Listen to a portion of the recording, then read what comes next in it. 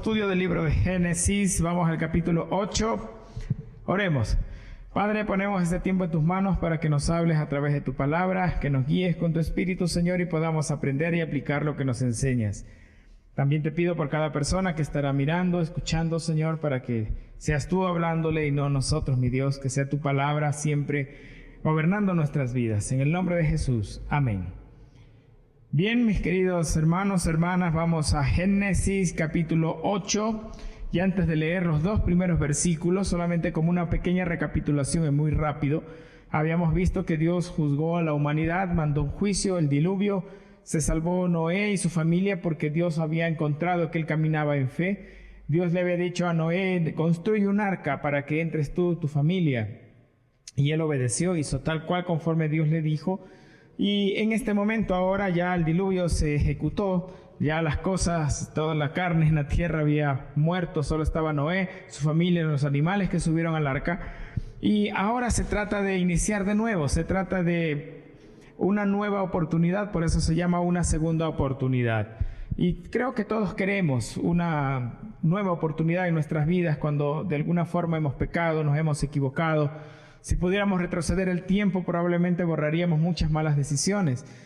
Pero Dios es bueno y en su misericordia siempre nos permite tener la oportunidad de rectificar y hay que saber aprovechar esa oportunidad. Vamos entonces a leer los dos primeros versos que dice: Y se acordó Dios de Noé y de todos los animales y de todas las bestias que estaban con él en el arca. E hizo pasar Dios un viento sobre la tierra y disminuyeron las aguas. Y se cerraron las fuentes del abismo y las cataratas de los cielos y la lluvia de los cielos fue detenida. Aquí hay una cosa que se llama antropomorfismo, que es como una imagen humana para referirse a Dios. No es que Dios haya olvidado a Noé. La Biblia dice que se acordó Dios de Noé, pero con una figura. Dios nunca lo había olvidado, obviamente. Dios siempre estuvo presente en todo momento, desde el principio. Fue su plan guardarlo. Asimismo, Dios no se ha olvidado de nosotros, ni de usted, ni de mí, sino que en su plan siempre nos tiene presentes. Cuando habla acerca de acordarse de Noé, tiene una connotación especial, que lo vamos a ver en un momento. Pero recordemos que el entorno de Noé, en aquel momento, había sido una maldad total. Todas las personas estaban pensando solamente en el mal. Y la Biblia nos enseña de que todas estas cosas que se escribieron en el pasado nos sirven a nosotros para aprender de eso. La Biblia, a través de todo lo que nos enseña de principio a fin, está mostrando en primer lugar la persona de Jesucristo y está manifestando algo más que lo que dice Primera de Juan, capítulo 2 y verso 1. Hijitos míos, estas cosas os escribo para que no pequéis. De esto nosotros vamos a aprender lecciones precisamente para no entrar en pecado, para no permanecer en el pecado. Y una de las cosas que a mí al menos me gusta cuando uno era pequeño, yo recuerdo que cuando papá o mamá salía y me traían algo, uno se sentía contento. Dices, sí, se acordaron de mí, porque sabe de que nos tienen presente. De la misma forma, de pronto dicen, bueno, envíame mis saludos a tal persona. Y es importante porque nos hace sentir bien el hecho de que alguien más se acuerde de nosotros. Y más aún Dios, ahora aquí en sus palabras que está diciendo, se acordó de Noé. Y no dice Noé se acordó de Dios, fue exactamente al revés, porque la Biblia nos dice en Isaías 49, 15 y 16, ¿se olvidará la mujer de lo que dio a luz para dejar de compadecerse del hijo de su vientre? Aunque olvide ella, yo nunca me olvidaré de ti. He aquí que en las palmas de las manos te tengo esculpida. Estas son palabras de Dios y son maravillosas porque está haciendo una comparación. Una mujer que ha tenido en su vientre a su hijo por 9 meses, por supuesto, pero y luego darlo a luz, la mujer no se va a olvidar, la madre no se va a olvidar de su hijo. Y la Biblia dice, y aunque supongamos que se olvide, Dios no se va a olvidar por una razón, dice aquí, dice que nuestro nombre está escrito en las palmas de sus manos, está esculpido allí. Así que cada vez que Dios puede mirar sus manos, también está mirando a cada uno de nosotros, está mirando a usted, me está mirando a mí. Y cuando habla de acordarse de alguien, hay 4 personajes de los cuales la Biblia dice lo mismo, pero cada uno tiene una connotación diferente. Ahorita estamos hablando de Noé, y Noé es la connotación de la obediencia, es un contexto de obediencia. Aunque no era justo, caminaba en la fe, él construyó el arca en obediencia. Recuerda que nunca había llovido sobre la tierra, nunca se había experimentado una inundación, nunca había habido un juicio de raer todos los hombres sobre la tierra. Entonces Noé simplemente estaba creyendo a Dios, y aún no pasaba la lluvia, aún no pasaba el diluvio, y él seguía construyendo el arca hasta que entró al arca. Y cuando recién empezó la lluvia fue un poco después, y él hizo todas las cosas en obediencia. Él no estaba cuestionando a Dios, no decía, pero Dios, no entiendo lo que me quieres pedir. Y eso nos ayuda a entender que la obediencia no se trata solamente de entender, más que nada se trata de obedecer por amor. A veces no estamos en la capacidad de entender la verdadera magnitud del acontecimiento, de las razones. Y nos pasa cuando somos pequeños. A veces cuando somos pequeños pedimos cosas que están fuera de nuestro alcance, y cuando nuestros padres nos dicen que no, uno no lo entiende. Uno simplemente dice, no, él no quiere, mi papá es malo conmigo porque no quiere. Pero es porque no alcanzamos a entender la verdadera razón. Y a mí me pasó algo similar. Al principio yo me rebelé contra mi padre, antes de ser cristiano, por supuesto, y tenía esa idea de que mi papá solo tenía restricciones para mí. Pero luego de que entendí la situación, recién pude comprender las razones que mi padre tenía para decir que sí o que no, para mandarme a hacer algo sin que yo lo entendiera. Y no es de esas personas que obedeció a Dios aún sin necesidad de entenderlo. Él solo sabía, y lo único que entendía y necesitaba saber era la necesidad de obedecer a Dios. La segunda persona de la que la Biblia nos dice que Dios se acordó de alguien fue de Abraham. Y sabemos que Abraham es el padre de la fe, pero el contexto en que la Biblia nos menciona esto no fue por la fe simplemente, sino fue en un contexto de intercesión. Recuerda de que Dios había ya determinado destruir las ciudades de Sodoma y Gomorra, pero allí vivía el sobrino de Abraham. Entonces Abraham comenzó a hablar con Dios y comenzó a interceder y a negociar con Dios. Verás, Dios, si hay 50 justos en esa ciudad, no vas a destruir, ¿verdad? Tú eres un Dios misericordioso. Y así fue negociando con Dios, pero sabíamos que no había personas justas en Sodoma y Gomorra. Pero nos dice Génesis 19:29, Dios se acordó de Abraham y envió fuera a Lot en medio de la destrucción, al asolar las ciudades donde Lot estaba. Mira que la Biblia no dice que Dios se acordó de Lot. La Biblia dice que Dios se acordó de Abraham porque Abraham intercedió por Lot. Recuerden que en el Nuevo Testamento también hay aquella figura de cuando Jesús estaba enseñando y le pasaron a un paralítico a través del techo. Los amigos bajaron al paralítico en una especie de camilla a través del techo porque estaba lleno el lugar. Y dice la Biblia que es cuando Jesús vio la fe de ellos, de los amigos del paralítico. Entonces hubo este milagro sobre él, sobre este paralítico. Y de la misma forma, en este caso, el favor que Dios estaba haciendo a Lot era por la intercesión de Abraham. Así que esta es otra cosa importante que debemos entender. No debemos parar de interceder por alguien. No pare de interceder por alguien en su familia. De pronto Dios se va a acordar de usted y lo va a hacer y va a obrar en ese familiar del cual usted está orando. La otra persona es Raquel. Raquel simboliza en este caso, en cambio, la súplica. Recuerda lo que pasó. Ella estaba el tema de casarse con Jacob, pero tuvieron que pasar 14 años, 7 primero y 7 después. Y cuando se casaron, Raquel estéril. Entonces se volvió una súplica, un clamor en su corazón, el poder pedirle a Dios hijos. Génesis 30:22 dice, se acordó Dios de Raquel y la oyó Dios y le concedió hijos. Y una mujer bastante similar, pero con una connotación también un tanto diferente, estamos hablando de Ana. Ana, en cambio, nos da un contexto de consagración. Ana había estado casada muchos años con un hombre llamado Elcana y no tenía hijos tampoco. En esto se parecía mucho a Raquel. Y su esposo le decía, ¿no soy yo mejor acaso que 10 hijos? Pero un día ella va al templo y comienza a orar y decir, Dios, yo quiero un hijo, pero no va a ser para mí, es para ti. Y va a servirte desde el principio, desde pequeño, Él te va a servir a ti. Así que habla de la consagración, porque Ana no estaba pidiendo para ella, estaba pidiendo un hijo, pero que ese hijo sea para la gloria de Dios. Nos dice 1 Samuel 1:19, y levantándose de mañana, adoraron delante de Jehová y volvieron y fueron a su casa en Ramá. Y Elcana se llegó a su mujer y Jehová se acordó de ella. Y ahí fue que nació el famoso profeta Samuel, uno de los grandes profetas de la nación de Israel. Entonces Dios se acuerda de nosotros en circunstancias diferentes. Puede ser en obediencia, en la intercesión, puede ser en medio de la súplica o puede ser en medio de la consagración. Pero en medio de todo eso siempre Dios se está moviendo y no lo va a olvidar. Y también los textos de Génesis que estábamos leyendo nos dice de que ya la tierra se había inundado, pero que ya se habían cerrado las fuentes de las aguas y estaba cerrándose ya esta etapa del juicio y vamos a empezar de nuevo, y es lo que vamos a ver ya mismo. Versos 3 al 5. Y las aguas decrecían gradualmente de sobre la tierra, y se retiraron las aguas al cabo de 150 días, y reposó el arca en el mes séptimo a los 17 días del mes sobre los montes de Ararat.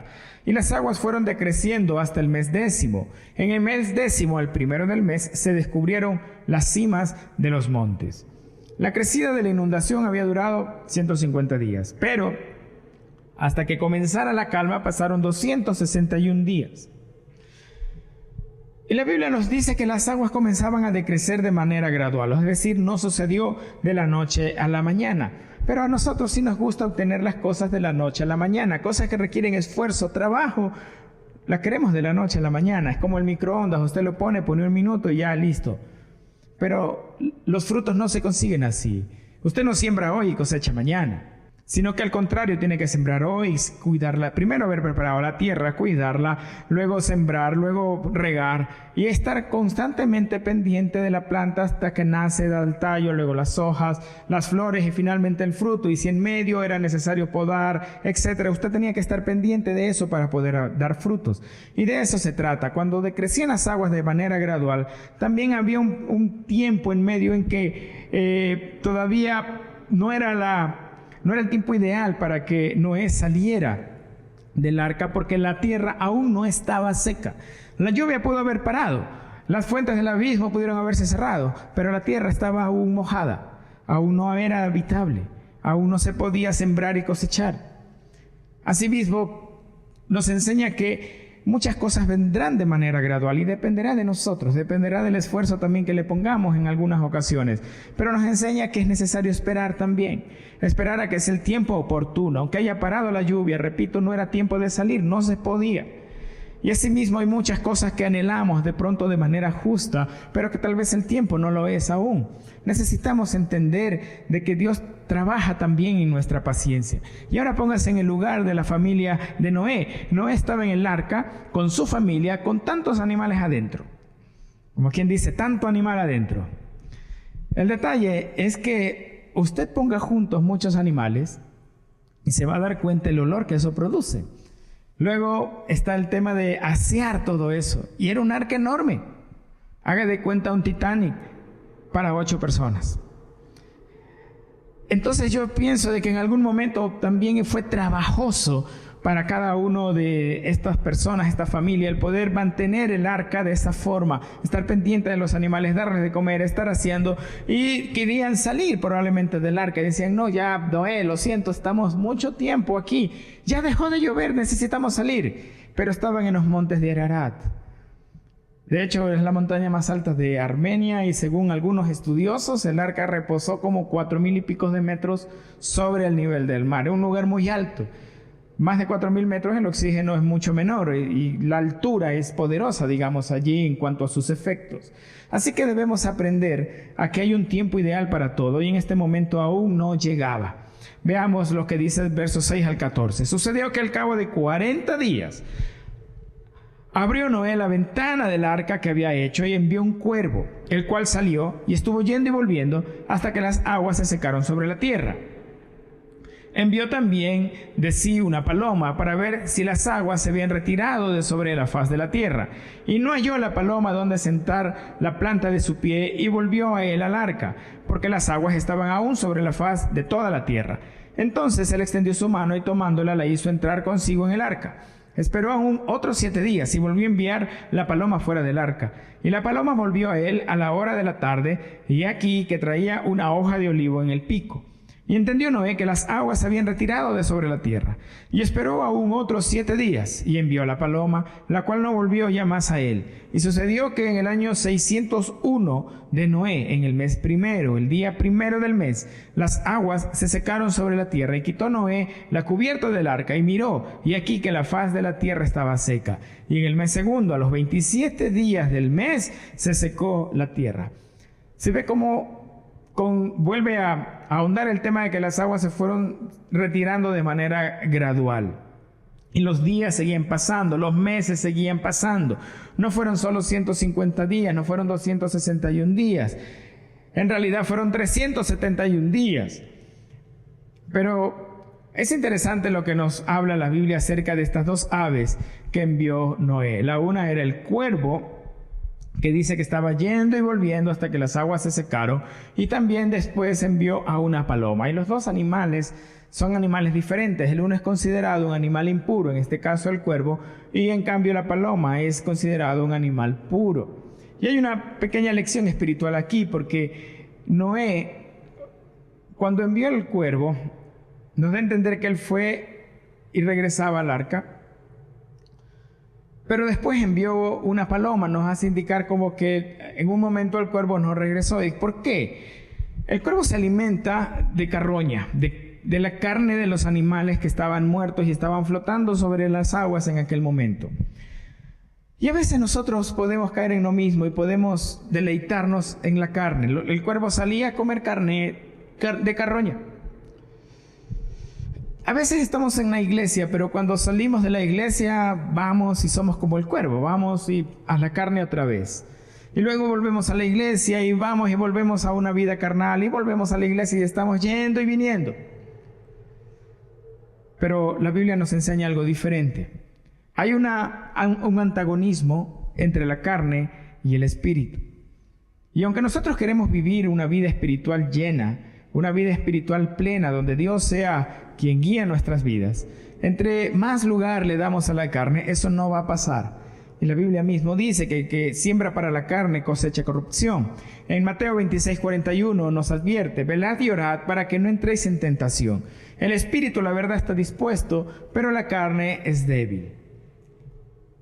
Y contrario a la paloma es considerado un animal puro. Y la Biblia nos dice en el Nuevo Testamento que cuando fue el bautismo de Jesús, cuando Dios habló y dijo: este es mi Hijo amado en quien tengo complacencia, se evidenció la presencia del Espíritu Santo en una forma corporal y se hizo a través de una paloma, representando la paloma en este caso, según lo que estamos viendo, entonces la vida en el Espíritu, y podemos decir que lo del cuervo representaría la vida en la carne, y hay esa cosa contraria entre lo uno y lo otro. Así que tenemos que vivir una vida de acuerdo como la Biblia manda, y la Biblia dice: no os embriaguéis con vino, en lo cual hay disolución, sino antes bien sed llenos del Espíritu Santo. Y bueno, la tierra ya se estaba secando, y recuerde que había solamente una ventana, y la ventana estaba hacia arriba. Entonces, no es que Noé abría la ventana y veía la tierra. La ventana daba hacia arriba y por eso necesitaba enviar las aves. Y quitar la cubierta no era aún seguro hasta que no esté todo seco. Entonces, él tenía que asegurarse de todo ello. Y tuvo que esperar hasta que Dios le dijo: salgan de allí. Ya vamos a ver eso.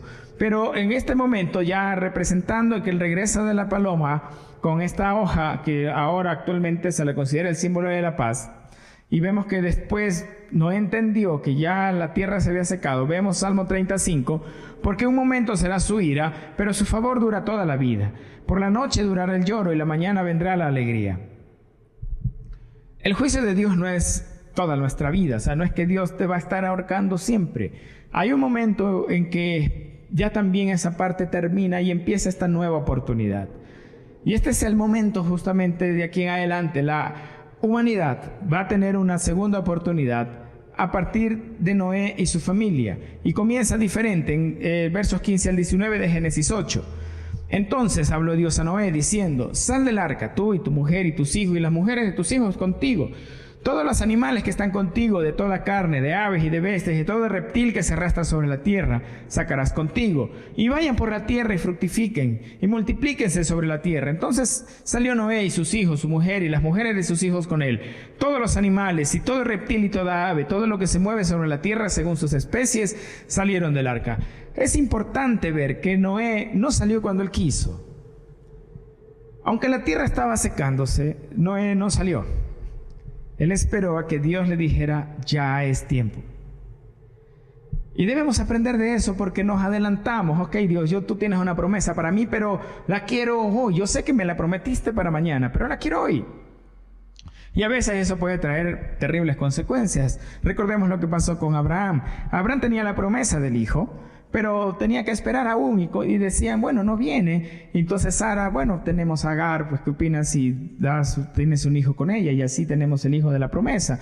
Pero no era el plan de Dios. Y terminó siendo un gran problema entre Ismael e Isaac, de tal forma que eso sigue hasta el día de hoy. Esos dos pueblos siguen en conflicto.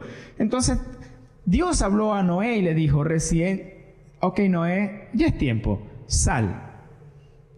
También nosotros debemos movernos en la misma manera, entender que cuando es el tiempo de Dios, Dios nos va a decir, ya es hora, hazlo, sal. Y ahora Noé se convierte en una especie de nuevo Adán. ¿Por qué? Porque Dios le había dicho a Adán y Eva, fructifíquense, multiplíquense sobre la tierra. Decía a ellos, Señor, enseñorean la tierra, gobiernen la tierra, pero después del pecado, ese gobierno ya cambió. Y ahora lo que le dice a Noé es, agarren los animales, salgan del arca, espárzanse por la tierra y fructifíquense y multiplíquense. Entonces tenemos una orden muy similar, multiplíquense, fructifíquense. Ya vimos lo que eso significaba cuando estábamos viendo Génesis capítulo 1. Y como siempre, Noé en obediencia salió y lo hizo. Esta nueva oportunidad iba a comenzar ya no con una sola pareja, como eran Adán y Eva. Ahora estaba empezando a través de 4 parejas y de una pareja de cada animal que estaba en ese momento sobre el arca y de otros habían sido 7, recordemos. ¿Y cómo toma Noé esta oportunidad para la humanidad? Versos 20 a 22.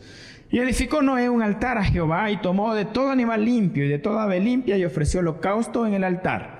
Y percibió Jehová olor grato y dijo Jehová en su corazón, no volveré a maldecir la tierra por causa del hombre, porque el intento del corazón del hombre es malo desde su juventud, ni volveré más a destruir todo ser viviente como he hecho. Mientras la tierra permanezca, no cesarán la sementera y la siega, el frío y el calor, el verano y el invierno, el día y la noche. El primer acto de Noé no fue por fin Dios, ya salimos de ese lugar. El primer acto de Noé fue adorar a Dios. Y no fue una adoración cualquiera. Dice la Biblia que tomó de todo animal limpio y de toda ave limpia. Recordemos que de los animales limpios y de las aves limpias, Dios le había ordenado meter 7.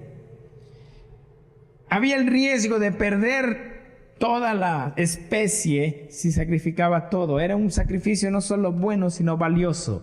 En primer lugar, especifica que era animal limpio. Recordemos que hubo en el pasado, también en Génesis, un contraste de ofrendas entre la de Caín y la de Abel. Y no se trata solamente de ofrecer algo a Dios, se trata de ofrecerle a Dios algo limpio y algo valioso también. Habíamos dicho en el pasado que no se trata solo de servir, se trata de servir en integridad, se trata de hacer las cosas en santidad, no se trata solo de hacerlas. Y cuando no está ofreciendo esta adoración, está haciéndola de corazón, de tal manera que está dándole a Dios algo valioso. Más adelante David iba a decir, pues no voy a darle algo a Dios que no me haya costado. Y es importante entender esto porque eso muestra en qué posición tiene Dios en nuestro corazón. Y la posición que Dios tenga en nuestro corazón es lo que va a determinar lo que nosotros le damos a Él. Si le damos el primer lugar o si lo dejamos al último. Si le damos lo mejor o si le damos las obras. Y no estoy hablando de solamente de venir a la iglesia y dar la ofrenda, no. Estoy hablando de nuestra vida, de nuestros pensamientos. ¿Qué es lo que nos dice Romanos capítulo 12, verso 1? Así que hermanos, os ruego por las misericordias de Dios, que presentéis vuestros cuerpos en sacrificio vivo, santo, agradable a Dios, que es vuestro culto racional. O sea, la misma lógica, el sentido común dice, está diciéndoles Pablo a los romanos, presenten sus propios cuerpos como sacrificio vivo. ¿Por qué? Acabamos de ver de que había un contraste entre la carne y el espíritu, y acabamos de ver de que Noé ofreció algo limpio a Dios. Cuando es algo limpio a Dios, se transforma en olor grato y agradable ante Él. Y eso es nuestra vida, una vida íntegra, una vida limpia. Y es la manera en que la Biblia nos exhorta a vivir de tal forma que la santidad sea una de las prioridades en nuestra vida. Ojo, no dije la perfección, porque somos imperfectos. Sin embargo, la Biblia dice también de que si hemos pecado, tenemos la oportunidad de arrepentirnos, pedir perdón y corregirlo de alguna forma. Y Dios va a estar en el asunto. Y aquí Romanos nos dice entonces, ok, no se trata de presentar ahora un cordero o lo que sea, ahora presenta vuestro propio cuerpo como una ofrenda a Dios. Y en Hebreos 13:15 dice, así que ofrezcamos siempre a Dios por medio de él sacrificio de alabanza, es decir, fruto de labios que confiesen su nombre. Nuestros labios, nuestras palabras deben glorificar a Dios. Alabanza, a hablar de Dios por lo que hizo, por lo que es, y que Dios llene en realidad nuestras vidas, se transforma en nuestras palabras. De la abundancia del corazón habla la boca, es lo que dice la Escritura. Así que si queremos que nuestros labios ofrezcan ese sacrificio de alabanza, nuestro corazón debe estar lleno de Dios. Olor grato. Esto me hace recordar de cuando usted se pone un perfume, ¿no? Un perfume de esos ricos, que le huelen muy bien. Usted recuerda ese perfume, le gusta, y a veces hasta recuerda a la persona por el olor particular del perfume. Pero cuando nosotros nos acercamos a Dios, ¿qué tipo de olor estamos emanando ante Él? Es importante reconocerlo, porque la forma en que vivimos nuestra vida va a determinar ese tipo de fragancia. ¿Cómo sabemos que vamos bien? Al menos un par de cosas. Efesios 5:2, y andad en amor, como también Cristo nos amó y se entregó a sí mismo por nosotros. Ofrenda y sacrificio a Dios en olor fragante. Una forma de ser fragante precisamente ante el Señor es esto, andar en amor. Algo que es un distintivo del cristianismo. Filipenses 4:18. Pero todo lo he recibido y tengo abundancia, estoy lleno, habiendo recibido de Epafrodito lo que me enviaste. Olor fragante, sacrificio, acepto, agradable a Dios. Estaba hablando de una ofrenda que se había recogido para el apóstol, pero estamos hablando de las cosas que se hacen de corazón. En 2 Corintios 2, 14 y 15 también nos enseña, mas a Dios gracias, el cual nos lleva siempre en triunfo en Cristo Jesús, y por medio de nosotros manifiesta en todo lugar el olor de su conocimiento, porque para Dios somos grato olor en Cristo. Entonces, cuando nuestra vida está escondida en Cristo, en Dios, Dios nos ve a través de esa fragancia exquisita de su Hijo. En el tiempo de Noé, volviendo al tema, entonces habían unas cosas que fue evidente y hechos protagonizados por la humanidad. Primero hubo una rebelión contra Dios, lo vimos. Luego Dios hizo su revelación, pero el hombre la rechazó. ¿De qué manera? Dios habló a Noé, hubo un testimonio público de estar construyendo el arca. Noé sabía lo que iba a pasar. Luego de que el arca que estaba construida y el refugio que Dios había provisto estaba construido, el hombre también voluntariamente lo rechazó. Y debemos evitar ser como ellos, porque precisamente por eso les llegó el juicio, y por eso leímos hace un rato, todas estas cosas les he escrito, dice, para que no pequéis. Entonces, cuando Dios manda un testimonio, no debemos rechazarlo. Cuando Dios nos habla a través de su palabra, nuestro corazón debe meditar en lo que nos está diciendo. Si nos exhorta a arrepentirnos, pues examinemos nuestro corazón, que Dios examine nuestro corazón y encuentre la maldad que de pronto no queremos reconocer. Pero para esta segunda oportunidad es necesario también un antecedente. Ya vimos de que fue a través de un hombre en la fe, un hombre que le creyó a Dios. Luego vimos de que se permaneció dentro del arca y en obediencia también a Dios y en paciencia a Dios. Pero luego esperó la voz de Dios para que él pudiera salir, y la primera reacción al pisar tierra firme era adorar a Dios. Pero debemos entender de que una persona debe tomar una segunda oportunidad una vez también haya sido restaurado. Ser restaurado en ese tiempo, esa es la finalidad. Y la restauración es física, es mental, emocional, pero especialmente es espiritual. ¿Cómo podemos ser restaurados? Pues La respuesta suena sencilla, es un encuentro personal con Dios todos los días, no hoy que fue el arrepentimiento, digamos, sino todos los días. ¿A través de qué? La oración. La oración es el medio que Dios tiene para que nosotros nos comuniquemos con Él también.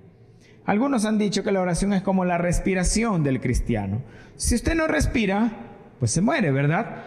En la vida espiritual es igual. Si no oramos, pues espiritualmente no vamos a estar saludables. La segunda cosa es la palabra de Dios. Ese es el medio por el cual Dios nos habla, a través de su palabra, nos habla, nos enseña. Y la misma Biblia dice que es nuestro alimento espiritual. Y si no comemos, pues nos morimos. Si no respiramos, si no hay oración, nos morimos. Si no comemos, si no hay palabra de Dios, nos morimos también espiritualmente.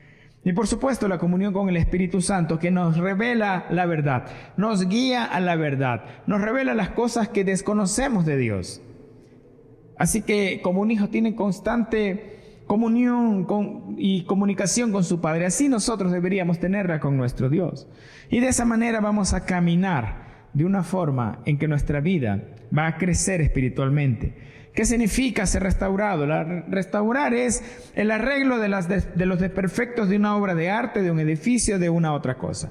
Y nosotros somos como esa obra de arte hecha por Dios, esa obra maestra hecha por Dios. Pero que el pecado ha desfigurado, lo ha trizado y posiblemente lo ha destrozado. Pero cuando volvemos a Él, la restauración va a hacernos lucir como al principio, como en el plan original de Dios. Otra definición de restaurar es modificación de una cosa para ponerla en el estado o estimación que antes tenía. Y el pecado nos desestima ante Dios también, y primeramente ante nosotros mismos. Y Dios no va a dejar de amarnos, pero tampoco va a dejarnos así. Él quiere cambiar las cosas. Recuerde que le dijo Isaías, vamos a poner un ejemplo, y le hizo ver a un alfarero con el barro.